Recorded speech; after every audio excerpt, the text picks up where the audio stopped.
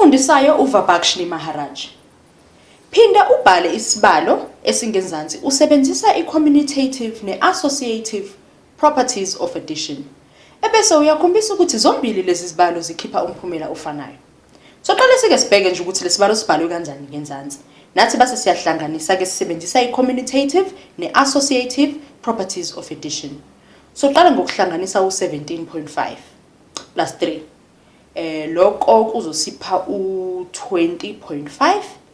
Ebese siyahlanganisa ke u-7.5. Khumbula ke ukuhlanganisa upositive no-negative kukupha u-negative. Ngakho ke sizosalelwa u-7.5. Kuhle ke o5 bayasusana. Sizosalelwa lapho ke manje u20 minus 7 okusipha u13. Imphumelelo yethu esiphume nayo ke manje isiphile ke u13. Manje sizozama ukusebenzisa i-commutative law.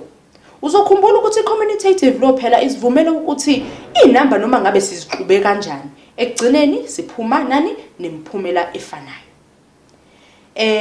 Singazama ke noma sithi asithathe u-7.5 plus 17.5 sithi plus 3. Lesi sibalo ke phela siyafana ukuthi sisiguqule nje sashintsha ukuthi besime kanjani. Uma sithanda futhi singathi osekelwe -7.5 plus 17.5 lokhu kusiletha kwi noma kanye sikutshelwa i-associative properties. Awuthi ngiyibhale associative properties. Isitshela ukuthi u-A plus B equals C. Singabuye futhi sithi sisekele kuqala u-A plus B. Kepha futhi noma singathi A plus B plus C sisekele kuqala u B and C. Kodwa ke i-commutative properties isitshela ukuthi A plus B is equal to B plus A. Ungaxuba.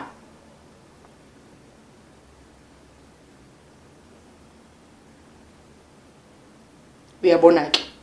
Lapha ke sine commutative ne-associative.